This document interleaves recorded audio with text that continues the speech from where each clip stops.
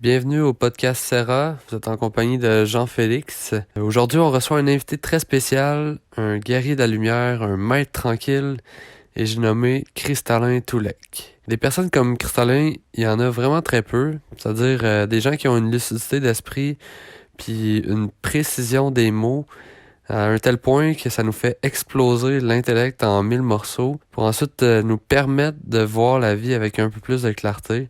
Cristallin, c'est un ostéopathe, un coach en PNL, un astrologue, un philosophe. Mais c'est aussi la personne que Mickaël et moi, on a décidé d'aller voir quand ça allait un peu moins bien entre nous deux. Après un rendez-vous qui a duré 2 heures, le problème était réglé. Puis ça nous a vraiment démontré c'était quoi la puissance de l'homme qui est cristallin. Je veux pas vraiment vous vendre le punch, mais je vous conseille d'écouter jusqu'à la fin parce qu'après la moitié du podcast, c'est là que se trouve mon segment préféré depuis le début de l'aventure du podcast pour faire changement. Alors, je vous souhaite un bon podcast. Cristallin, bonjour, bienvenue au podcast. Bonjour Jean-Félix. Bienvenue. En fait, je voulais qu'on commence par parler d'une petite aventure qu'on a eue. En fait, c'est pas le premier podcast qu'on fait ensemble, c'est maintenant le deuxième qu'on commence à cause d'une petite erreur technique. On a perdu l'enregistrement du dernier. Puis j'avais envie qu'on discute de comment on a vécu ça chacun de notre côté. Parce que je trouve que ça parle beaucoup de, de toi, puis de moi aussi. Puis je trouve que c'est comme mettre en action un petit peu ce qu'on peut souvent prôner comme valeur ou comme modèle d'action. Fait que dans le fond, on a découvert que l'enregistrement n'avait pas fonctionné à la fin de l'épisode. Puis je sais pas si tu veux me décrire un peu comment t'as vécu ça intérieurement.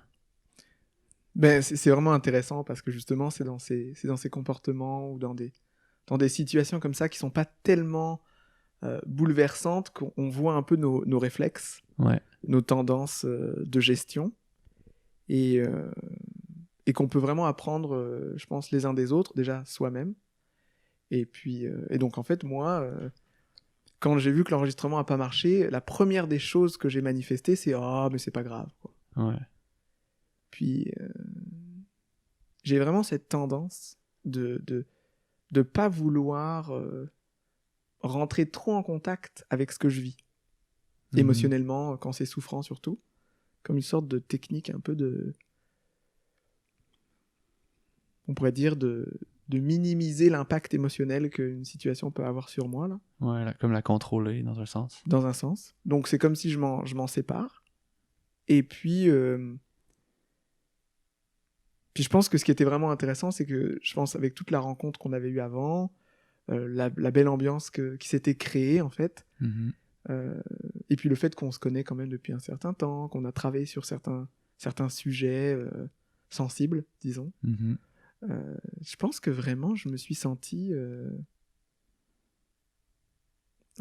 confortable à, à ouvrir un peu plus mon espace émotionnel, et je sentais que tu avais aussi l'écoute pour pas être trop toi-même déstabilisé. Ouais. Puis je trouvais que c'était aussi une façon d'alléger la chose, vu les efforts que tu avais faits, de venir, d'installer tout, la rencontre. Tu savais aussi que bah, c'est quand même quelque chose qui représente des efforts. Donc, moi, je trouvais que c'était aussi une façon pour moi de soutenir la chose, tu vois. Et donc, je me suis permis de rentrer un peu plus dans la partie émotionnelle de moi qui était vraiment déçue, en fait. Ben ouais. Qui était déçu que l'enregistrement soit perdu, que ça aboutisse pas nécessairement à grand chose, qu'on ait fait ces efforts-là pour rien. Et je pense que ça fait vraiment partie des choses que j'apprends à faire, de donner une place à ces parties de moi qui sont peut-être moins naturelles, mais qui sont aussi importantes malgré tout. Donc cette partie émotionnelle souffrante, et puis de lui donner une voix en fait, de lui dire mais alors toi tu vis comment. Et puis là, elle a dit « Oh, mais je voulais pas que ça se passe comme ça, mais c'est fou, et puis en plus, je fais un effort spécial et tout, tu vois. » Le truc de vraiment... Et souvent, en fait, quand je vais faire parler mes voix intérieures, je vais changer de voix comme ça. Comme si ça me faisait être plus authentique. Même si finalement, je suis toujours authentique, là, mais en tout cas, j'essaie de l'être. Ça veut dire que tu changes de ton de voix. Ouais. Comme si ça me... Puis ça me permet d'être plus émotif. Ça me connecte à plus d'aspects émotionnels en moi quand je... En tout cas, je saurais pas comment le dire mieux. Mais c'est pas un peu comme si, vu que tu le changes, c'est pas vraiment toi, tu sais, vu que tu changes le ton, il y a comme une distance, ouais. Ouais, ça crée une distance, exactement. Ouais. Et donc finalement, bah c'est ça, on a commencé à entrer dans le vécu intérieur, émotionnel de cette déception devant la perte de l'enregistrement. Et moi, en fait, dans mon travail d'accompagnement, dans mon cheminement aussi intérieur, je me rends compte de l'importance du partage émotionnel, mais ça nécessite d'être dans un environnement que moi j'appelle sécurisé. Il faut quand même être safe, là. Il faut quand même se sentir bien, sentir qu'il y a une certaine maîtrise émotionnelle disponible dans les participants. Une forme de recul, et aussi, je dirais, de pouvoir vraiment veiller à ce que le fait qu'on partage une réactivité ou un aspect de nous émotionnellement souffrant, ça s'inscrit dans un but qui, lui, est positif. Le but, c'est d'être plus en contact avec soi-même, de travailler, de traiter ce vécu émotionnel, de rentrer en contact avec lui, et pas de pitcher ça sur l'autre en restant comme dans cette vision que c'est l'autre le problème, ou c'est la situation le problème, trop. Tu vois, quand cette partie de nous commence à s'exprimer, c'est sûr qu'elle le vit comme ça. Mais c'est correct. Sauf qu'il ne faut pas que ça soit la seule facette qui est présente dans la conscience. Il faut qu'il y ait une autre partie qui supervise la chose, qui regarde, qui veille à la direction. Pourquoi on fait un partage émotionnel souffrant ? Pour travailler ce vécu, pour, j'ai envie de dire, lui donner un sens plus positif, surtout avec d'autres, surtout si ces autres-là sont prêts à faire un processus eux-mêmes. Parce que j'aurais pu ne pas en parler, mais j'aurais dû faire ce processus moi-même, en fait. Puis c'est sûr que quand t'en parles, moi, ça me fait réagir. Fait que, comme tu dis, ça prend quelqu'un qui est réceptif pour pas faire escalader ces émotions-là, parce que c'est interminable si on rentre dans cette espèce de tourbillon-là. Exactement. Fait que c'est comme si, de ce que j'entends, c'est t'as comme une espèce d'ancrage qui te permet de voir cette situation-là comme il y a plusieurs choses à l'intérieur de toi qui réagissent, puis il y a un endroit qui est plus immature, je veux dire, ou puis un endroit qui est plus calme, serein face à la situation. C'est comme si tu t'autorises à vivre ça parce que t'as la zénitude nécessaire, mettons.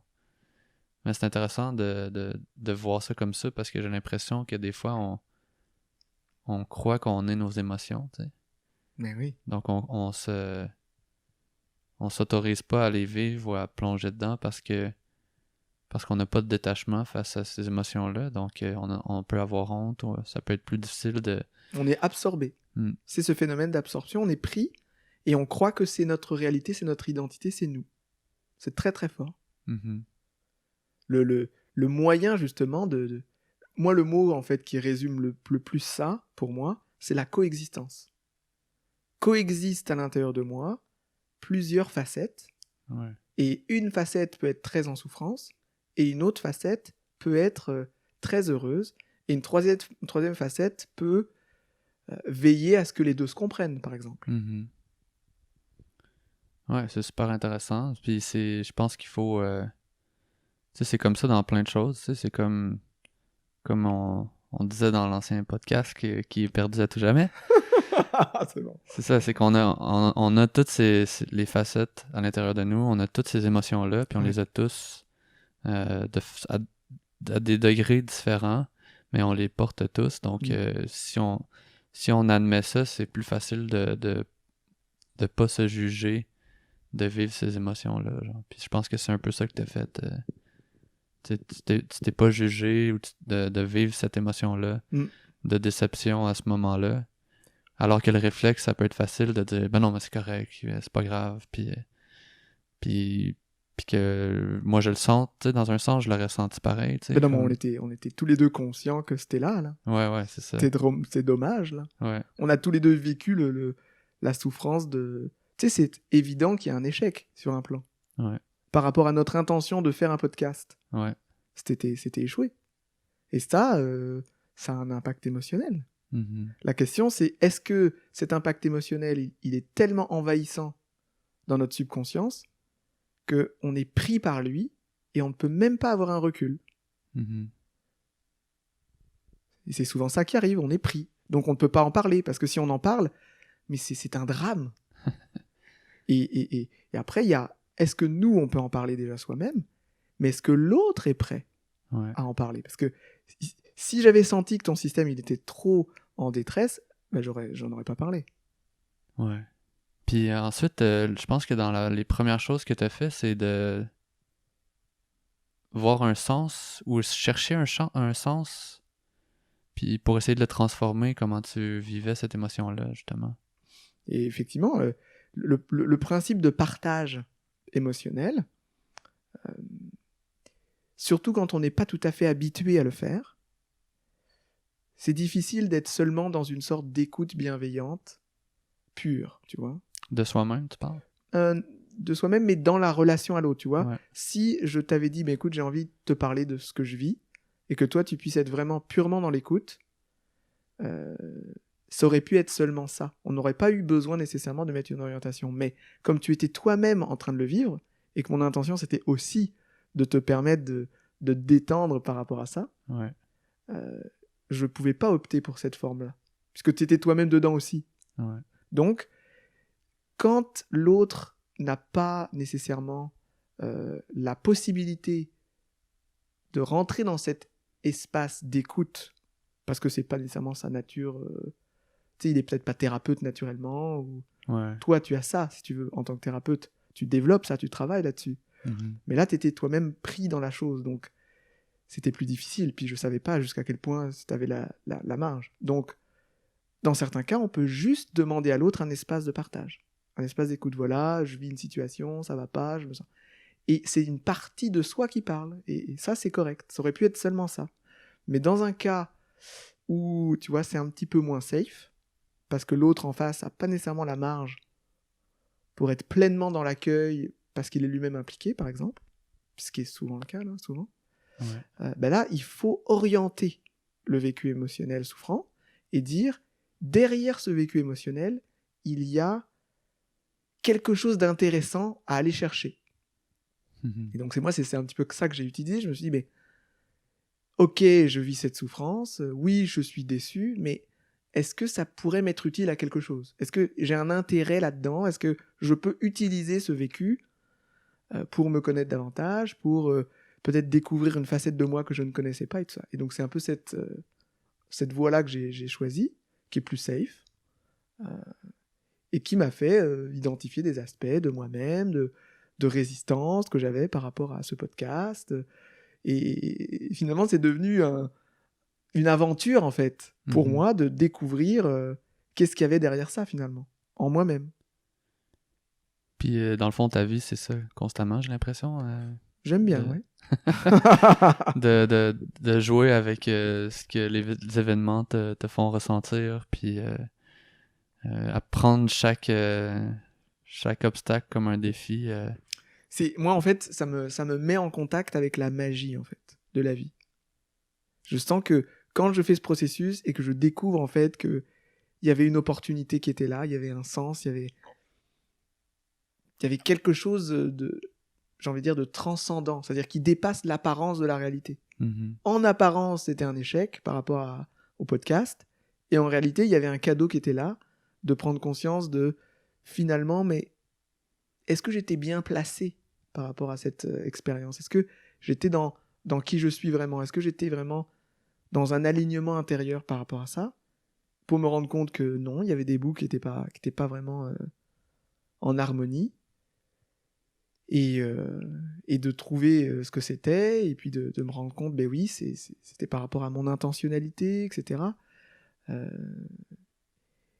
Et de le placer et de me dire, voilà, là, je le sens, je suis mieux, et puis tu vois, on fait un podcast aujourd'hui, mais je suis dans un autre état. Et je vois que ça m'a apporté non seulement, je dirais, quelque chose de précieux pour le podcast aujourd'hui, mais pour ma vie, en fait. Mhm. Et donc là, quand je sens ça, quand je me dis, mais on a l'opportunité de regarder les circonstances qui arrivent avec cette vision, ah, moi, j'adore ça, en fait. Ça a l'air, en tout cas, je pense que moi, je suis un peu là-dedans, mais peut-être pas, j'y arrive pas encore à y être aussi souvent que je voudrais. Mais on dirait que la souffrance devient tout le temps un peu moins intense, c'est parce que si tu vis chaque émotion ou chaque défi comme un fardeau qui s'abat sur toi, la vie peut être longue, mais quand tu réussis à passer par-dessus ces défis-là, ben c'est sûr que ça change la vie, puis c'est plus facile d'en rire, je pense, là aussi, puis d'avoir la vie à la légère, mais des fois, il y a des défis qu'on dirait que c'est récurrent, tu sais, ils reviennent, c'est comme si on avait des thèmes dans nos vies qui étaient présents, puis ceux-là, on dirait que c'est les plus durs, parce que là, un podcast, ça dure une semaine, après ça, on n'en parle plus, mais Ben oui. mais il y en a des thèmes que c'est tellement récurrent, tu sais, qu'est-ce que tu fais avec ces thèmes-là? Comment tu peux, de ton côté, tu sais, travailler sur ça? C'est vraiment intéressant, ce sujet, tu vois, parce que moi, en fait, c'est en trouvant le sens que je me sors des choses, tu vois. C'est vraiment ça qui marche le mieux pour moi. Mhm. Mais parfois, j'essaye de faire ça avec d'autres, puis ils me disent, mais tu nous saoules là, avec tes trucs là. Ok, il y a un sens, mais on s'en fout. En fait, genre, on a envie de le gérer autrement, en fait. Ils le disent comme ils le peuvent, là. Ouais. Et puis moi, au départ, je comprenais pas, parce que je me disais, mais en fait, ils passent à côté d'une opportunité, ils vont pas trouver le sens, donc comment vont-ils s'en sortir? Jusqu'à ce que je comprenne que ça, c'est relié à mon modèle. Moi, j'ai un modèle comme ça, donc moi, c'est la meilleure option en général pour gérer les choses. C'est ça. Mais quelqu'un d'autre, pour lui, c'est pas de trouver le sens qui va vraiment lui redonner son équilibre, son ancrage, son bien-être, tout ça. Pour certaines personnes, justement, c'est pas de trouver le sens, mais c'est d'en parler. Donc pour certaines personnes, trouver un environnement bienveillant, justement, comme on disait, avec un bel accueil, un non-jugement, une écoute, une confiance. Donc, tu vois, une ambiance qui vraiment ouvre. La personne, elle va exprimer son vécu, et puis les autres vont la ramener à elle-même, tu vois, dire, ok, qu'est-ce que toi tu vis? Comment toi tu te sens? Qu'est-ce que toi tu as vécu? On veut pas entendre l'histoire que tu nous racontes là, que un tel t'a fait ça ou un tel t'a fait ça. C'est pas victimisant comme modèle, c'est qu'est-ce qui se passe en toi? C'est quoi ton ressenti? C'est quoi ton vécu? Et bien cette personne-là, juste en entrant en contact avec son vécu et en le partageant, eh ben elle se libère. C'est complètement incroyable. Moi, comme c'est pas mon système, il y a une partie de moi qui a du mal à vraiment intégrer, comprendre profondément, parce que c'est pas mon système. Donc, je le comprends à un certain degré, mais je me dis, mais c'est pas seulement ça, quoi. Et justement, quand j'ai fait ma formation de PNL, avant de faire cette formation, j'étais très en résistance par rapport à cette approche. Quand je l'ai vu de mes yeux, j'ai vu que ça changeait, alors qu'on donnait aucune information, aucun sens.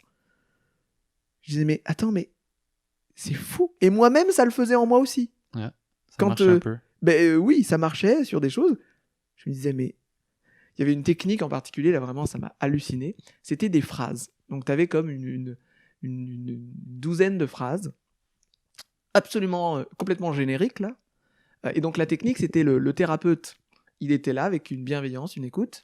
Le patient, il devait penser à un problème. Seulement penser, il disait même pas un mot, là. C'est fou. Bon, pour moi, c'est fou. Il pensait à son problème. Et puis l'autre personne, le thérapeute, quand il dit alors est-ce que tu as trouvé un truc que tu veux travailler, tout ça, il dit ah ça y est, c'est bon. Donc là, il lui lisait la première phrase, mais avec une bienveillance, soi-disant. Alors, une des phrases, par exemple, c'était... les phrases PNL, c'était des postulats, c'était, par exemple... il y a toujours une intention positive derrière chaque situation. Donc, la personne, on lui disait, alors connecte-toi à ton problème et écoute maintenant une phrase et regarde, est-ce que ça fait un impact, est-ce que ça ouvre quelque chose en toi, sois à l'écoute. Et la personne, elle le disait seulement. Et après, on restait genre 3 minutes silencieux. Et puis après, quand elle était prête, on dit, bon, est-ce que tu es prêt à une autre phrase? Et puis il disait oui. Et là, on disait une autre phrase. Alors, par exemple, une autre phrase, c'est la carte n'est pas le territoire. Bon. Puis chaque phrase a un sens. Hein. Et pareil, la personne elle le disait, cette phrase, et puis elle disait, ben voilà, sens, est-ce que ça te fait un impact, tout ça, pendant 2-3 minutes, et on faisait comme ça toutes les phrases, et à la fin, là, on disait alors, comment tu te sens? Et ben la personne, elle disait toujours, je me sens beaucoup mieux en fait. C'est plus clair, je vois mieux les choses, le problème finalement n'est pas si un problème que ça. Et quand moi je l'ai fait au début, je me disais, mais non, ça va pas me faire un effet, je veux dire, il faut que je trouve le sens. Et ben en fait, si. Parce que ce processus, ce contexte, ce cadre et tout, eh ben ça faisait que ça se faisait à l'intérieur de moi tout seul. La personne n'avait pas, elle, à me dire la faire, tu vois. Ouais. En moi, ça se faisait. Et je trouvais moi-même le sens. Ouais. Ou disons, j'avais un sens plus grand qui me permettait d'être beaucoup mieux. Donc, tout ça pour dire que il y a différentes façons de travailler les choses, de se transformer, et c'est beaucoup... c'est relié à comment on fonctionne, en fait. Donc, comprendre mieux comment on fonctionne, c'est aussi comprendre mieux comment les choses qui viennent dans nos vies, même les choses qui reviennent, les choses récurrentes, on va être capable de les solutionner. Mm-hmm. Et l'illusion, c'est de croire que parce qu'on les comprend mieux, alors elles vont se solutionner. Pas nécessairement. Ça dépend de notre structure. Ouais. J'ai l'impression que souvent, il faut comme... les trucs qui sont mêlés en nous, puis un peu tordus, puis pas beaux, il faut comme... ou les blessures, par exemple, il faut comme les laisser sortir en les revisitant, puis en ayant comme un autre regard ou genre les vivre d'une façon différente, tu sais, comme... par exemple, si j'ai un problème lié à, je sais pas moi, un événement traumatisant quand j'étais jeune, puis quelqu'un arrive puis il dit « T'as vécu ça de cette façon-là, c'est ça que t'as vécu, donc tu sais, passe à autre chose. » Mais on dirait que ça, c'est vide, tu sais, tant que tu l'as pas visité puis compris, puis dans l'expérience, ben c'est comme si ça peut pas mener à quelque chose de libérateur. Là. Ouais, mais je te dirais, tu vois, vraiment je reviens à ça, à cette notion de structure. Moi, tu vois, juste revisiter l'expérience émotionnelle sans trouver un sens qui m'inspire, ça fait pas vraiment l'effet. Mais il y a des gens, eux, ce qui va vraiment les ouvrir et qui va leur permettre de faire ce processus de libération, c'est sentir que quelqu'un est là avec eux, les écoute, a cette bienveillance, a cette volonté de prendre du temps pour être accompagnant à se libérer de ça. Mm-hmm. Et bien pour des gens, c'est le fait d'avoir quelqu'un avec eux qui est là, qui les écoute, ça va avoir un impact énorme pour eux, ça, pour le processus de libération. Et d'autres encore, et on n'a pas encore donné cet exemple, mais c'est les kinesthésiques, là, ceux qui sont vraiment connectés au corps beaucoup, eh bien eux, ce qu'ils ont surtout besoin, c'est de revivre dans leur corps l'expérience. Donc moi, j'ai rencontré à un moment donné quelqu'un qui travaillait comme ça, qui a développé une méthode qui s'appelle la méthode TIPI, technique d'identification des peurs inconscientes. Il s'appelle Luc Nicon, extraordinaire. Et lui, justement, il a développé une méthode comme ça, où le thérapeute n'est pas là pour vraiment créer un espace d'accueil et d'écoute par rapport au vécu émotionnel, mais il est là pour aider, en tout cas ce que moi j'en ai compris, hein, il est là pour aider la personne à vivre l'expérience sensorielle attachée au vécu émotionnel. C'est par exemple, tu dis, moi, mettons, j'ai vécu un drame par rapport au dernier podcast, par exemple. Tu peux le dire maintenant, tu peux en parler. Ah ouais, ok, ça va me libérer. Ok, C'est bon. donc maintenant, mettons, on voudrait le travailler comme ça. Eh ben, je te dirais, Jean-Félix, toi, quand tu as vu que ça avait pas marché, tu l'as senti où dans ton corps? Comment tu l'as senti dans ton corps, l'effet? Et peut-être tu vas me dire, j'ai senti vraiment au niveau du thorax, là, un serrement, une crainte, j'étais pas bien, j'avais une tension là. Ouais. Donc ça pourrait être le début. Et là, le thérapeute va dire, rentre en contact avec ce ressenti sensoriel et vois comment ce ressenti se caractérise et comment on pourrait le qualifier de plus en plus. Et plus tu le qualifies, plus tu l'observes, plus tu le perçois, et ce qui va se passer, c'est que ce ressenti va se transformer. Et tu vas voir que au départ, tu le sentais dans le thorax d'une certaine façon, et d'un coup, tu vas dire, oh là là, mais je sens que c'est en train de bouger là. C'est en train de bouger dans les côtes, gauche, ça descend, je l'ai dans mon ventre maintenant. Et en fait, le processus, c'est de suivre sensoriellement le mouvement, j'ai envie de dire, de ce ressenti d'inconfort ou de tension, de stress, et de le laisser sortir, en fait. C'est comme si il était comme pris dans le corps. Et l'idée, c'est de lui permettre de sortir. Mais c'est sensoriel, tu vois. Alors que dans un contexte plus émotionnel, c'est de le sortir, mais par la dimension émotionnelle. Ouais. Tu vois, donc je le dis dans le sens que moi, en tout cas, pour moi, c'est un sujet qui me passionne beaucoup, de me rendre compte qu'il y a différentes façons qui conviennent plus ou moins aux uns et aux autres de vivre ce processus de libération. Puis comment on fait pour découvrir son propre processus? Est-ce que c'est simplement du essai-erreur ou est-ce que c'est de trouver une personne qui peut le trouver pour nous? Parce que il me semble que c'est comme si les psychothérapeutes, ça va souvent être sur l'aspect plus mental, Ou émotionnel, là. ouais, c'est ça. Ostéo, ça va être un peu plus dans le corps, même si tout se recroise un peu. Oui. Fait que c'est de trouver la bonne personne, tu sais, comment tu suggères aux gens de Mais en fait, à passer l'un à partir l'autre. du moment où tu deviens conscient que les différentes structures ont un impact énorme dans ton processus de libération, déjà ça ouvre beaucoup la conscience. Parce que, en fait, on le sent, on le sait, on le ressent, je devrais pas dire on le sait, on le ressent, mais c'est pas logique. Notre conscience comprend pas que ça marche comme ça. Par exemple, tu vas voir, maison, tu as un problème de cou, par exemple. Donc tu dis, j'ai un problème de cou, j'ai du mal à tourner la tête et tout, tu dis, je vais aller voir un ostéo, par exemple. Ouais. Ça fit bien avec l'ostéo.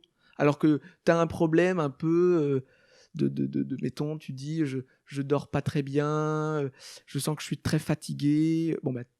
Peut-être que tu vas aller voir l'ostéo parce que tu connais que les ostéos. Mais tu peux aussi aller voir un acupuncteur ou un docteur en médecine chinoise. Lui, normalement, il est plus préparé pour ce genre de cas, en général, ou comment on le comprend. Mettons, tu as vraiment vécu une séparation super forte de couple, mettons. Là, tu vas plutôt voir un psychologue, tu vois, ou un psychothérapeute. C'est plus le profil. Ou tu es en crise existentielle, je sais pas, intérieure.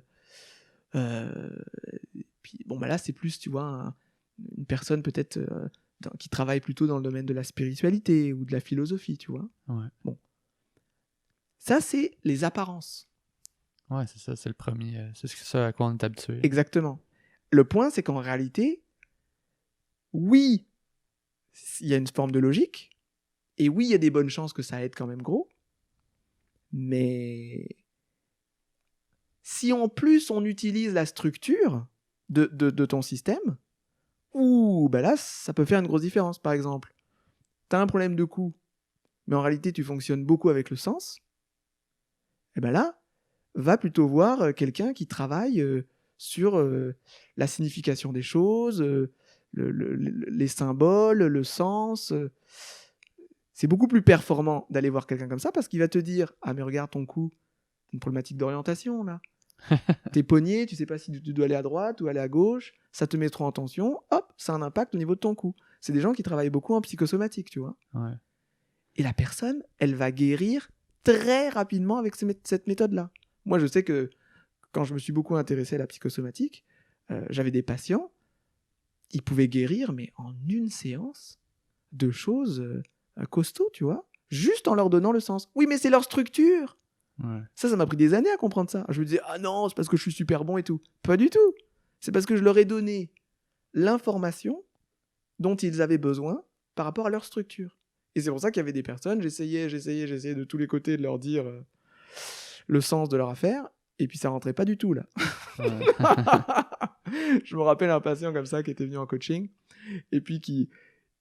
Vraiment, on faisait un beau travail, on avait trouvé plein de choses et tout, puis je me disais, mais là, c'est trop clair, il va comprendre, il va lâcher, il va prendre conscience, comme on dit. Mhm. Et en fait, au bout de, je sais pas, la 4e rencontre, non, oui, il avait comme un petit sursis, ça allait mieux et tout, mais ça se libérait pas, tu vois. Et puis après, tu vois, bon, je commençais à être un peu plus conscient de tout ça, là. Et puis, je lui dis, mais en fait, peut-être vous avez besoin d'un truc différent. Donc, je lui fais une séance de PNL, tu sais, genre. Allez à l'intérieur de votre cœur, sentez ce qui se passe, trouvez les réponses à l'intérieur de vous. Toutes les trucs que, dans le fond, j'aime pas trop, parce que, dans le fond, moi, j'aime donner les réponses, tu vois. C'est plus mon style. Et ben la personne, mais ça a eu un impact énorme. Elle avait toutes sortes d'impressions, elle retrouvait des liens avec toutes sortes d'affaires, des souvenirs, des mémoires et tout ça. Et ça l'a mais énormément aidé. Puis là, j'étais comme devant l'évidence que c'est pas parce que moi j'aime donner du sens aux affaires que c'est ça qui va nécessairement marcher pour les gens.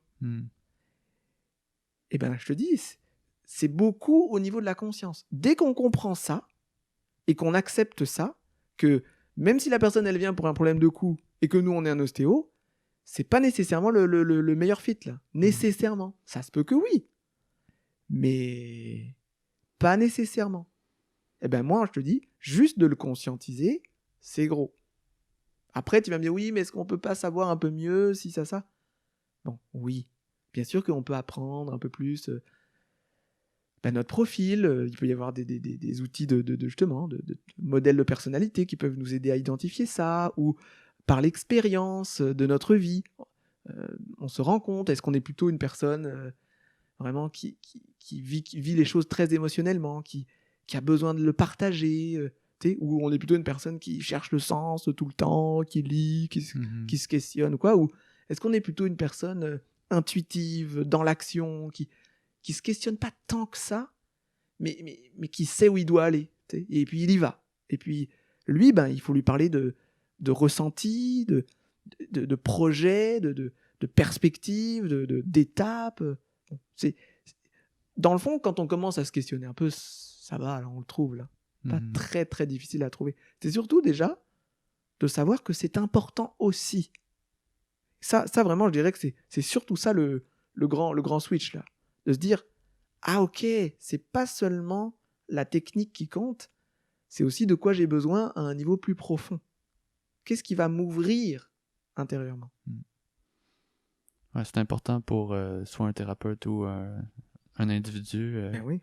pour tout le monde dans le fond. Là, Mais vraiment. Puis de savoir reconnaître qu'est-ce qui fonctionne pour nous. Puis je pense que même comme thérapeute, c'est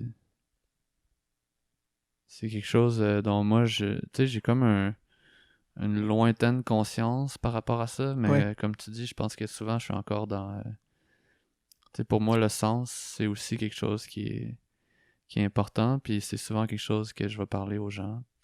Surtout des gens qui sont pas bien dans leur environnement, soit familial ou de travail, c'est de chercher qu'est-ce que eux ils veulent à l'intérieur, c'est quoi leur chemin du cœur. Fait que je pense que ça touche un peu à tout le monde dans un sens. Là.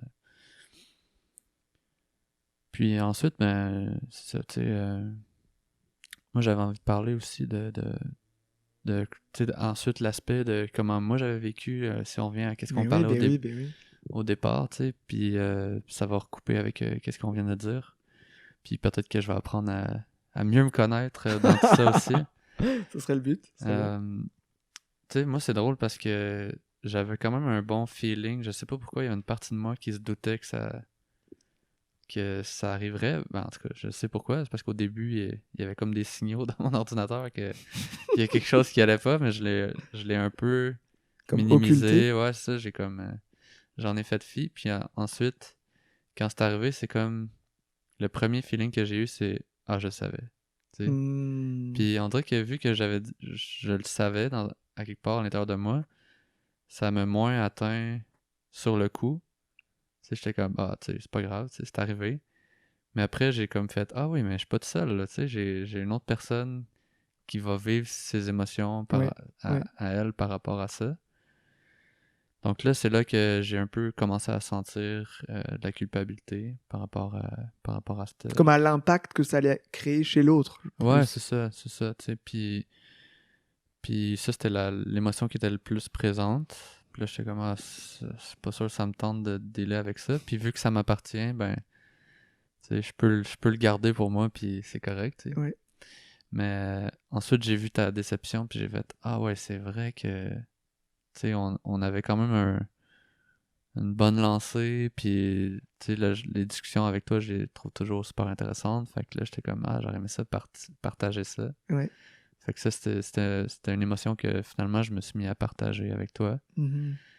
Puis c'est comme ça que je me suis rendu compte qu'on connectait dans cette souffrance-là. Fait qu'on n'était pas nécessairement opposés. Tu sais, des fois, c'est un Vraiment. versus l'autre, Vraiment. mais là, on était aussi deux dans ça. Puis en tout cas, tout se mélangeait un petit peu. Il y avait plus cette notion de on cherche un coupable, et puis quand on a trouvé le coupable, eh ben, c'est lui qui porte la charge. Mhm. C'était plutôt, on était deux personnes qui venions de vivre un vécu, Ouais, et puis on le partageait, et puis ça nous reliait en fait. ouais. Mm. Et là, tu m'as parlé de quel sens tu pouvais voir à ça, tu sais, puis ça a été quand même assez rapide ta réalisation par rapport à ça. Puis là, moi, j'étais comme, je sais pas quel sens que je pourrais trouver à ça de mon côté. Mais en y repensant, je me disais, c'est vrai que il y a un aspect de moi dans ce podcast-là sur lequel je pourrais me pencher. Puis je trouvais qu'il y avait un peu tu sais, comme un genre de caractère égoïste dans cette aventure-là, tu sais, c'est-à-dire que je le sais depuis le début que c'est des discussions que j'aimerais avoir même si j'avais pas de micro, puis je pense que c'est ça qui fait la force d'un podcast, là. Si la personne qui le fait Dans le fond, elle le fait un peu s'intéresse pour elle pas, aussi, quoi. ouais, elle le fait pour elle, mais si elle le faisait sans avoir l'intérêt d'écouter la conversation pour que tu Ouais, sais, puis que c'est juste un désir de partager ses idées, ben je trouve que tu sais, ça pourrait pas rejoindre les gens Mhm. de façon aussi puissante. Donc là, c'est à ce moment-là que j'ai nommé ce caractère un peu plus personnel à Mhm. ça. Puis je pense que ça a résonné un peu chez toi parce que tu avais déjà un peu une impression que peut-être que l'intention derrière le podcast n'était pas complètement intégrée. Pourrais-tu me partager un peu plus c'était quoi ton idée à ce moment-là par rapport à ça? Ben, disons qu'il y avait comme une sorte de flou un petit peu, Ouais. dans le sens, dans le sens que je sentais que tu m'avais comme présenté cette expérience Mhm. en soulignant aussi une sorte d'opportunité de, de visibilité, tu vois, par rapport à mon travail, par rapport à ce que je fais, tout ça. Et je pense qu'il y a une partie de moi qui aimait bien cette idée-là, Ouais. de me dire ah oui, je pourrais être écouté, tu vois. Mhm. Ma personnalité, elle était comme un peu stimulée, tu vois, par ça. Mhm. Mais c'est comme s'il y avait quand même une autre partie de moi qui trouvait que c'était peut-être pas assez clair ou assez juste pour que je sois vraiment bien. Ouais. Et puis, justement, le fait que tu me partages ça, on échange et tout, ça m'a vraiment permis de repositionner justement mon intention par rapport à l'idée de don, justement. Mhm. De dire, dans le fond, c'est pas pour de la visibilité, c'est pour donner quelque chose. Puis quand on donne, on ne sait pas ce que ça va donner comme impact. Ouais. Si tu es là pour donner, tu peux pas dire je donne, mais attention, je veux que ci, que ça, je veux que ça me rapporte ci, que ça me rapporte ça. Ça, c'est pas un don, ça. Ouais. Ça, c'est un investissement. S'il y a une condition à la fin, c'est pas. Ben, c'est pas du don. énergétique, tu vois, c'est énergétique. C'est pas un don. Si je le donne, quelle que soit la manière dont le podcast va être diffusé ou pas, Mhm. si c'est un don, ça devrait pas m'affecter, là. Mm. Par contre, si c'est comme un investissement, tu sais, j'investis du temps pour un partage qui va me donner une visibilité, ah, c'est un échange, ça. Ouais. C'est pas un don, là. Ouais. Et moi, je sentais que il y avait une partie de moi qui le voyait aussi comme un échange à un certain degré. Et ça, je sens que c'était comme... c'était pas tout à fait placé pour moi, pas juste, assez clair, tu vois. Et en fait, justement, quand on en a parlé, je trouve que ça a permis de bien souligner que c'est vraiment cette énergie de don sur lequel tu travailles et que tu es engagé depuis tout ce temps, même avec la clinique, Serra, le concept, tout ça. Ouais. C'est vraiment l'énergie de don que tu travailles. Puis c'était dans des conversations qu'on avait eues. Puis je me disais, ben voilà, on a une belle opportunité de souligner que dans le fond, c'est un don. On donne quelque chose à une communauté de personnes et on le donne, quoi. On n'investit pas. Mhm. Et l'investissement et le don, c'est deux choses. C'est pas pareil. Mm. C'est comme un prêt caché, l'investissement. Ouais. Si c'est un don, ah ben là, c'est comme à ton enfant, tu vois. T'as un enfant, tu n'investis pas, là. Tu dis pas, je compte les heures que je prends pour m'occuper de toi, là. Mhm. Quand je me réveille la nuit, quand je vais le chercher à l'école, quand je fais des activités, non, tu donnes, là. Tu comptes pas. Ouais. Et pourquoi tu le fais? Parce que c'est comme ça depuis l'aube des temps. Les parents donnent à leurs enfants. Ouais, puis je pense que, tu sais, un truc qui est intéressant dans le don, puis le fait de pas attendre en retour, c'est que je pense que souvent, quand on parle de don, on va se dire, je donne à une personne, tu sais, je donne à une cause, ou tu sais, notre don, il est quand même visé dans un sens, tu sais, mais je pense que personnellement, ce qui me faisait travailler là-dedans, c'est que là, on sait pas à qui on donne, tu sais. C'est comme, on sait pas si ça va être écouté, il y a comme pas de garantie de la visée, tu sais, fait que... Mais en même temps, je me disais, tu sais, je pense que...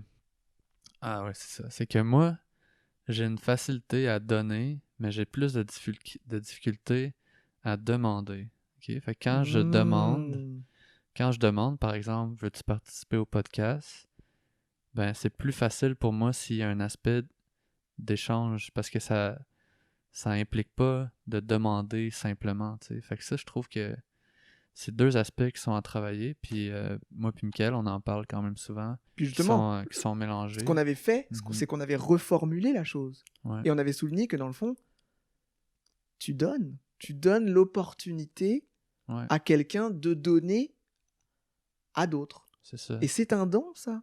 Ouais. Tu viens, tu fais tes choses, tu installes, tu prends du temps, tu te déplaces, tout. C'est un don. Ouais. Et ce don-là, tu dis, oui, mais moi, ça, je le donne. Oui, mais c'est ça le point, justement, c'est que tu le donnes, ce truc. Ouais, parce que quand t'es... Ça a une valeur, ça aussi. Quand t'es facilement dans ce don-là, tu le vois pas. Mais voilà le truc. C'est naturel. Ouais, les c'est choses ça. que l'on a en abondance, mais on les donne. Ouais. Oui, mais c'est un don, c'était précieux. Ouais. Et c'est important que ce soit plus conscient, justement. Ouais. Puis quand on est plus conscient, eh ben, c'est comme si ça nous permet justement d'être encore plus heureux de le faire. Parce que ce que tu fais naturellement, quand tu n'en es pas conscient, tu te rends comme pas compte. Mais si tu deviens conscient, mais tu peux te réjouir aussi. Ouais. Plus. Ben ouais. Donc vraiment... Mais c'est intéressant parce que moi, c'est un thème qui me passionne, le don, tu sais. Puis, tu sais, je regarde autour de moi puis je me dis, tu sais, si on vivait dans une société qui véhicule cette valeur-là plus fortement, ben on vivrait dans une société qui est clairement différente de celle qu'on vit aujourd'hui. Mais alors voilà la question, excuse-moi de te couper, mais Ouais. est-ce que c'est pour le problème de notre société aujourd'hui, est-ce que c'est parce qu'on ne donne pas ou parce qu'on n'est pas conscient de notre don? Ouais, je pense que tu as raison. C'est un gros point, Ben, ça. c'est les deux dans un sens, parce que... Est-ce que c'est les deux? Ouais. Si tu me dis que c'est les deux, c'est que tu n'as pas bien réfléchi la chose là. Réfléchis bien. Puisque c'est naturel. Ouais. Tu n'es pas conscient, tu le fais. Tous les gens donnent. Mais ils donnent pas la même chose. Donc c'est pour ça. Comme nous, on donne un truc et les autres donnent des choses différentes, on n'a pas l'impression qu'ils donnent. Parce que nous, on sait, c'est relié à notre structure. Donc on voit pas nécessairement les dons que les autres font. Ouais. Le Mais- don, c'est pas que de l'argent, là. Non, c'est clair, mais je pense qu'il y a des gens qui se limitent quand même, tu sais, puis qui, quand ils donnent, ils calculent toujours, tu sais, comme tu disais tantôt. Mais ça, puis- c'est pas des dons, ça. Ouais, Ce n'est pas l'espace de don qui est le leur. ouais. Les dons que les êtres ont, et on en a tous, les valeurs que l'on a, eh ben, ça nous pousse à faire plus que normal. On donne plus. Mhm. Et ce don-là, on n'en est pas conscient. Non seulement nous, mais pour les autres aussi. Donc, on est capable d'avoir des jugements que « Ah bah oui, mais non, lui, il donne rien. » Toi, ça, c'est qu'on ne voit pas ce qu'il donne. Mais si on était conscient, qu'on savait voir, on verrait que dans certains espaces, dans certains contextes, eh ben, il donne en abondance. Ah ouais. Et c'est tout le drame, justement, de notre société, c'est que tout le monde donne, mais peu sont conscients. Donc on ne peut pas se valoriser les uns les autres par rapport à ce que chacun donne. On dit « Ah oui, eux, ils donnent, mais eux, ah non, eux, ils donnent jamais rien. » Ben oui, mais alors que c'est pas vrai. En réalité, c'est que nous, on n'est pas capable de voir ce qu'ils donnent. Ça serait un peu plus rempli d'humilité. De dire, Ouais. ah ben, je vois pas ce qu'il donne, mais il doit sûrement donner quelque chose. Je vais chercher. Si je suis intéressé à avoir un jugement intelligent, eh ben, je vais creuser la question pour voir qu'est-ce qu'il donne. Si j'ai pas le goût de chercher, eh ben, je dis pas qu'il donne pas. Je dis, ben, je vois pas ce qu'il donne. C'est mieux déjà. Ouais. Mais c'est quoi ce truc de dire, ah ben non, il y en a qui donnent et il y en a qui donnent pas. Ça veut dire qu'on ne voit pas que chacun donne. Mais c'est pas que de l'argent. Non, C'est pas sûr. que. Et nous, on est focusé sur notre petite vision de ah, c'est ça donner. Mm. Mais non, il y en a plein des dons. Ben alors, tu sais, c'est sûr que c'est assez challengeant, là, ce que tu affirmes pour moi, puis pour probablement d'autres personnes qui écoutent. Mais ce que je veux dire, c'est que, tu sais, alors c'est quoi qu'il faut... Ouvrons nos yeux. Voilà c'est- le point. Alors, c'est pas là-dessus qu'il faut mettre l'effort. Il faut se tu sais. focuser sur la conscience. Ouais. Devenir conscient de la valeur de chacun. Ouais. Ah oui, c'est ça l'amour, là. Si on veut s'aimer, là, Ouais. aimez-vous les uns les autres, il disait. Mais ça veut dire quoi, aimez-vous les uns les autres? Ça veut dire quoi, leur donner de l'argent? Leur donner des maisons? Comme on voit dans tous les pays en voie de développement, qu'on leur donne plein d'affaires, mais finalement, ils sont plus malheureux qu'avant? Ouais. Ou les Amérindiens ou tout ça, malheureux, toujours vouloir donner les choses extérieures, et on ne reconnaît pas la valeur qu'ils ont. C'est ça le problème. Mhm. Et on veut pas faire l'effort. C'est ça le truc. Ouais. On est bien capable de donner des affaires extérieures, parce que ça, on en a beaucoup, et on croit que c'est le paradis, tout va se régler avec ça. Mais l'effort de se dire, peut-être que l'autre en face, il a quelque chose de précieux que moi, j'ai pas. Peut-être que j'ai à recevoir de lui quelque chose. Quand on pense aux Amérindiens, quand on pense aux Africains, quand on pense aux Chinois, est-ce qu'ils ont que des problèmes, ces gens-là? Est-ce que c'est que des méchants? Mhm. Ou les musulmans? Est-ce qu'ils n'ont pas des choses précieuses aussi? Est-ce qu'ils n'ont pas des choses à nous donner?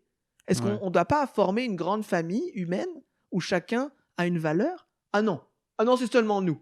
Nous, on est parfaits, nous, on est fantastiques, et les autres, ils sont en voie de développement. Ils ont beaucoup de problèmes, et puis, faut les aider. Ben oui, ils sont tellement incapables que c'est nous qui allons aller les aider. Quand on regarde les résultats, c'est catastrophique. Il faut aller voir comment... Ah, mon Dieu. Va en Inde, voir comment, avec le truc d'agriculture de chimique et tout ça, ils se suicident tous, les pauvres agriculteurs, tellement c'est dramatique. En tout cas, observons le monde, regardons avec un petit peu d'honnêteté et d'ouverture, et on va voir que on ne peut créer une famille humaine heureuse que si on se rend compte que chacun a quelque chose à donner, Mhm. que chacun est important. Que c'est Ouais. pas juste nous qui savons tout et les autres, rien. Hmm. C'est quand tu vois toute la médecine aujourd'hui, avec tous les produits fantastiques, pharmaceutiques, tout ça, ça vient d'où ça? C'est arrivé comment? Ah, mais c'est les Amérindiens, c'est les cultures autochtones qui ont travaillé pendant des années à se connecter aux plantes, aux arbres et tout ça. Ils ont découvert une connaissance profonde de tout ça. Et nous, on est allé récupérer. Et puis maintenant, eh ben, on produit nos choses en disant oui, non, c'est nous. C'est nous qui avons trouvé tout ça. Mais c'est quoi ce truc? Moi, j'ai plein d'exemples de ça, de personnes. Et maintenant, il faut que les personnes qui sont dans ces cultures amérindiennes, autochtones, tout ça, ils protègent les plantes qu'ils ont pour pas que des personnes viennent, brevettent les plantes et les produits je dirais, actifs qui sont dedans pour les commercialiser et faire qu'eux ne peuvent même plus les produire et tout. Voilà le monde dans lequel on est. Et tout ça, c'est basé sur le fait que on ne veut pas s'aimer les uns les autres, reconnaître la valeur qu'on a chacun. Mhm. Voilà le point. C'est pas compliqué dans le fond, là. Ouais. Ça fait 2000 ans qu'on le dit et bien plus encore, mais c'est qu'il faut voir qu'est-ce que ça veut dire aimer. Aimer, c'est faire l'effort de se dire que l'autre a peut-être quelque chose de plus pour nous, qu'on a peut-être une collaboration, qu'il y a peut-être une valeur. Ah, mais ça demande un effort. Ça demande de lâcher prise peut-être sur certaines fausses croyances que nous, on pense qu'on sait tout. Ouais. Et quand je le dis, je me le dis pour moi-même. Moi-même, tout le temps, je me rends compte que j'ai pas vu ci, j'ai pas vu ça, j'ai pas compris ci, j'ai cru que tout le temps. Mhm. Je me rends compte, je le sais bien. Mais il faut qu'on se le dise entre nous. Genre, c'est ça, s'aimer, là. S'aimer, c'est faire l'effort de se dire, il y a peut-être quelque chose chez l'autre de précieux. Ouais. Plutôt que de lui taper dessus avec nos jugements et nos critiques, toujours, là. Bref, en tout cas, je suis sensible.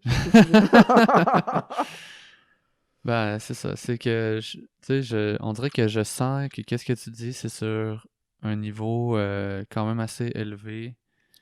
Philosophique, on pourrait dire. Philosophique, mais quasiment, tu sais, énergétique aussi. Puis que moi, je travaille, mettons, avec le projet qu'on a, on travaille là-dessus, mais aussi on essaie de le rentrer dans quelque chose de concret aussi. Mais oui. Comme si C'est c'était tellement super. comme si c'était un genre de pratique concrète qui permet peut-être d'éveiller puis d'amener à cette conscience-là. Mais je trouve que ce qui me fait réagir dans ce que tu dis, c'est oui, mais comment on fait pour changer un peu comment on vit ensemble dans une société où des gens ont même pas ces valeurs-là de partage, tu sais, ou tu sais, je les juge là, quand je dis ça, mais comment ça se fait qu'il y a des gens qui concentrent les richesses, tu sais, puis qui fait qu'il y a plein de monde qui souffre à cause de ça. Tu sais, on va-tu leur dire, oui, mais ils donnent, tu sais, oui, mais ils donnent, mais genre, tu sais, ils donnent une portion. Ils donnent une portion, tu sais. Ils donnent pas leur argent, ça c'est sûr. C'est pas ça qui est vraiment leur action de don. C'est pas leur argent. C'est ça. S'ils donnent quelque chose, c'est pas ça. Ouais, en tout cas, mettons, tu sais, Bill Gates, qui est un exemple fameux que beaucoup de gens encensent parce qu'il y a des fondations, il donne beaucoup d'argent, mais tu sais, il y a quand même 80 milliards dans ses poches, pareil, le gars, à la fin de la journée. Non, mais c'est justement, les gens qui ont beaucoup, beaucoup d'argent sur la planète, ce n'est pas l'argent qu'ils donnent. Eux, justement, ils la donnent pas pour en avoir beaucoup. C'est le concept. C'est ça. Donc, ils donnent d'autres choses. Mhm. Et c'est ces autres choses-là qu'il faut être capable d'identifier. Si on s'arrête seulement à ce qu'ils ne font pas, ben, on bloque le système parce qu'on va les critiquer. Tu sais, c'est toujours tous les grands philosophes, tous les gens, les spiritualistes, ils vont toujours dire ne luttons pas contre la guerre, mais travaillons à faire la paix. Ça, c'est le grand classique, là. Donc, on doit rester dans une vision constructive. Donc, c'est de se dire... Mais ça, c'est vraiment, comme tu dis, c'est philosophique, ça. Alors qu'il y a plein de façons. Tu vois, moi, par rapport à ma réalité aujourd'hui, je me rends compte que ce que j'ai de meilleur à donner, c'est ça, en fait. C'est cette vision philosophique. Mais dans l'action, moi, c'est moins mon truc. Donc, vous faites une clinique fantastique, vous encouragez les personnes à donner à leur mesure, d'une façon qui finalement permet à d'autres d'avoir accès à des soins et tout. Mais c'est extraordinaire. Ça, c'est la même chose, en fait. C'est le Ouais. même principe, mais présenté d'une manière très concrète, très pratique. Et j'ai envie de dire, on a besoin de tout, en fait. Ouais. On a besoin de gens qui en parlent d'une manière plus philosophique. On a besoin de gens qui l'apprécient, qui sont remplis de gratitude, qui nourrissent ces valeurs dans leur cœur et tout. Et on a besoin de gens aussi qui le font, dans l'action, qui donnent, tout ça. Et voilà. Parce que ça, comme tu disais au début, c'est pas tout le monde qui a la même structure, le même voilà. système. Fait que C'est ça. faut que ça passe par l'action, la philosophie, le sens, l'émotion. Voilà. Fait que Voilà.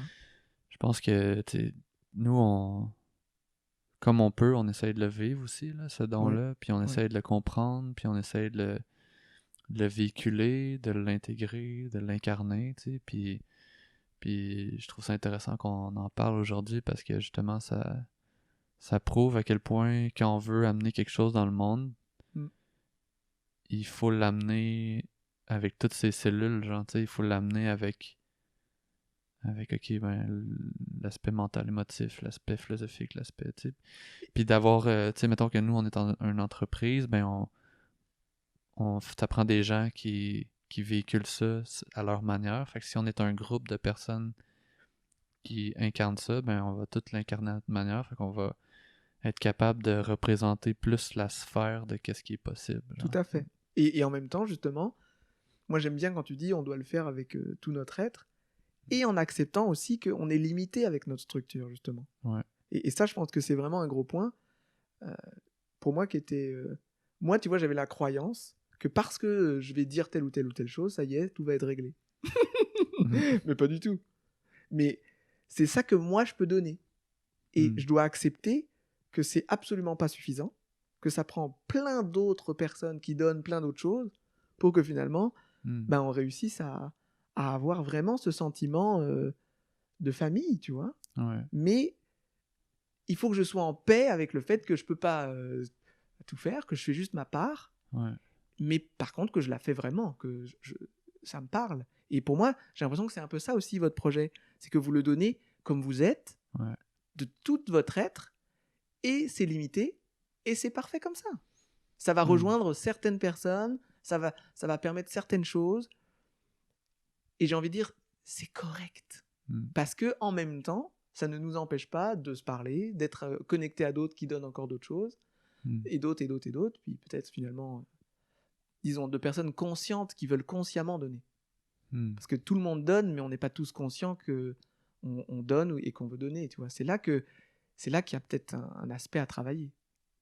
Mais moi, le fait de me dire, je suis conscient que je veux donner à la société, et de voir des gens qui ont cette même conscience, et qui le font d'une autre façon, et de me dire, ben, j'ai pas à tout faire, je fais ma part, puis c'est petit, mais d'autres vont faire leur part, et puis et à nous tous, mais on va faire quelque chose d'intéressant, là. C'est vraiment inspirant parce que ça me fait voir qu'est-ce qu'on fait d'un angle un peu différent, tu sais, parce que ben, dans le sens que j'ai l'impression que, tu sais, ça fait tellement longtemps qu'on travaille sur ce projet-là que je m'en suis senti comme responsable de du chemin, tu sais. Puis là, tu sais, on disait que ça prend plein de types de personnes pour véhiculer cette idée-là qui est le don, tu sais. Du don, ouais.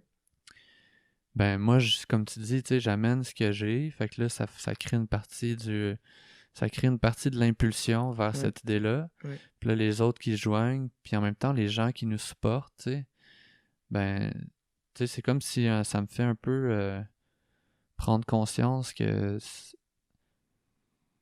c'est comme si je suis pas aussi responsable ou que c'est pas grâce à moi, par exemple, que ce projet-là, il va fonctionner. Tu sais, c'est comme...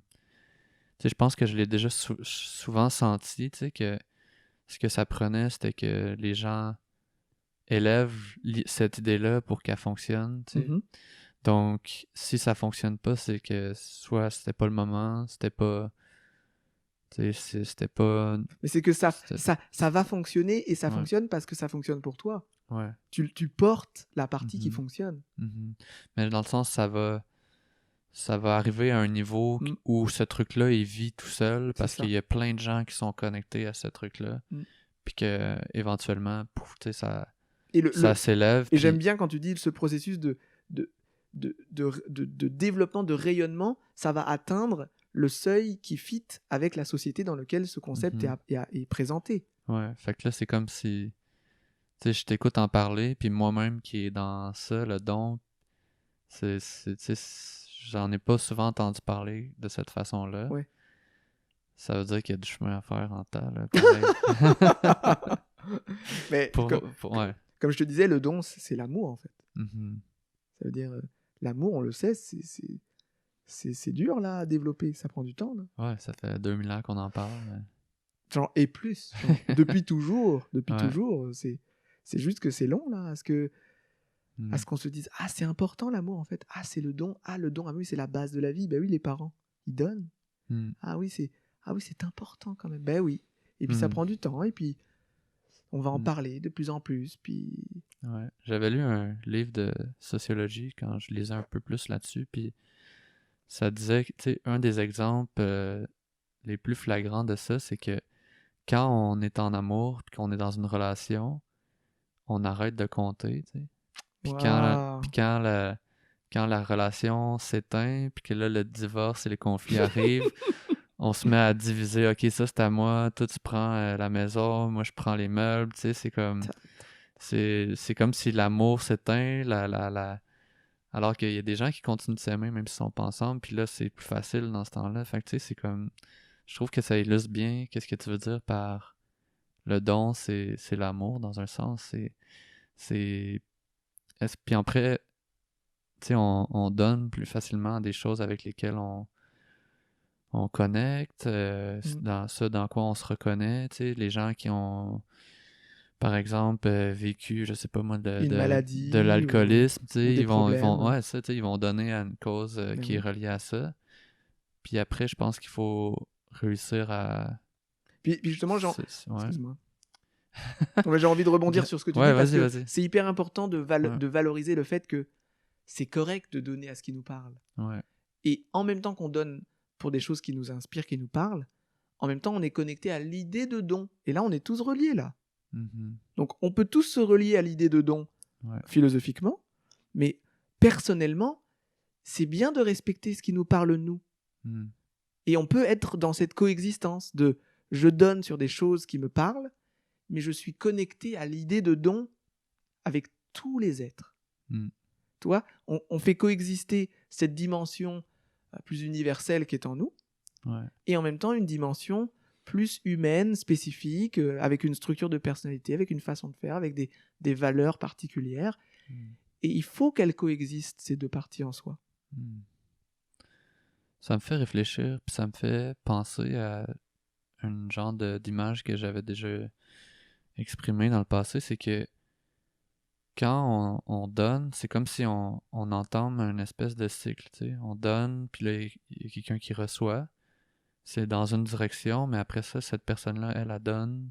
Mm. Puis le flow naturel des choses va faire que je pense que cette espèce de don-là, il va vers les espaces vides, tu sais. Il va vers les espaces où il y a un besoin. Parce que sinon, on donnerait pas, tu sais, s'il n'y avait pas de besoin. Puis d'apprendre à donner, puis d'apprendre à recevoir, puis d'apprendre à demander. Quand on enlève ces barrières-là, ben on fait que ce cycle-là de dons, il est de plus en plus libre, tu sais. J'ai envie de dire de plus en plus court. Ouais. Tu donnes et hop, tu reçois. Ouais, Tu c'est donnes et ça. hop, tu reçois. C'est ça. Fait que là, à un moment donné, la conclusion, c'était que, tu sais, pour arrêter d'avoir peur de donner, puis donner sans calculer, ben on peut se dire à chaque fois que je donne, ben je me donne à moi-même, tu sais, c'est comme Mhm. parce que l'autre c'est moi, tu sais. Mais L'autre ça, je c'est dirais que ouais. philosophiquement, c'est très juste, Mhm. mais dans le vécu, Ah ouais, c'est autre c'est chose. loin. Là. Ouais. Donc c'est pour ça, c'est mieux Mhm. d'accepter des cycles plus courts avec des êtres plus proches Mhm. pour se renforcer dans cette conscience, justement. Parce que Mhm. faisons-le sur des petites choses, Mhm. tu sais, notre famille, nos amis, notre petit quartier. Et puis là, le cycle revient. Donc là, on se renforce. On se dit, ah, mais dans le fond, ça agit vraiment, en fait. Et puis après, on peut élargir.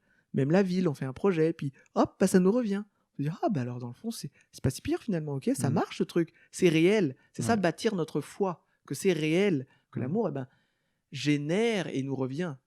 Et puis après, la ville, ben, mais pourquoi pas la région? Et puis hop, on collabore avec des autres. Et ça nous revient. Et après, mais pourquoi pas le pays? Et puis en continuant comme ça, à un moment donné, la terre.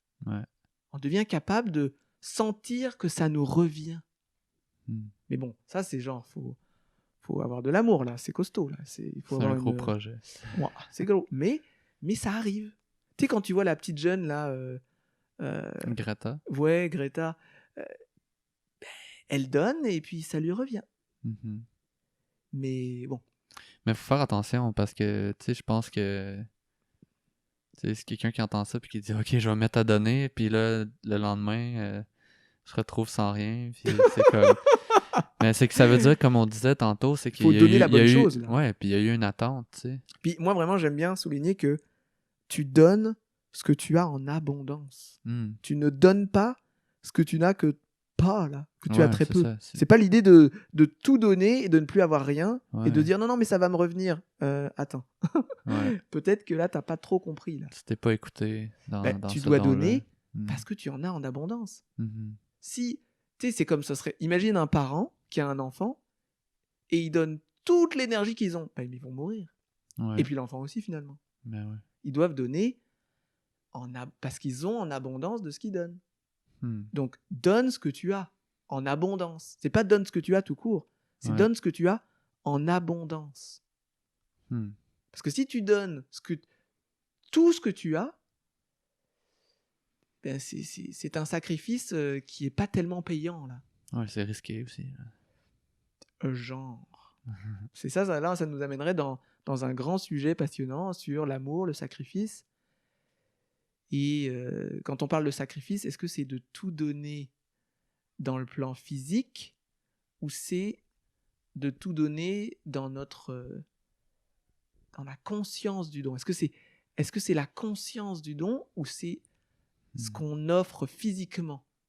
Puis là, on verrait que finalement, c'est dans la conscience. Mais c'est ça qui est pas facile. C'est vraiment, c'est ça qui est tout un cheminement. L'idée, c'est de donner ce qu'on a en abondance. Tu ne donnes pas ce que tu as déjà peu. Ah oui, mais on nous a dit il faut donner, il faut donner. Oui, mais attends, réfléchis là. T'en as déjà même pas pour toi-même. Donc, alors, tant que tu n'as pas trouvé ce que tu as en abondance, ben dis-toi que ça serait peut-être ça l'objectif. Et après, tu vas dire, ah mais ça, par exemple moi, tu vois. Prenons un exemple concret. Ma structure de personnalité, c'est mental. Donc des réflexions, des études, des recherches, des compréhensions, ça. J'en ai mais plein.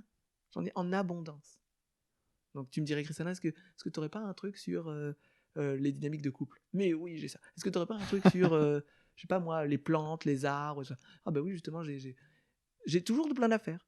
Et oui, mais parce que ça, j'en ai en abondance, donc c'est correct. Mais si tu me dis, est-ce que tu n'aurais pas un petit 1000 pièces là pour... là, justement...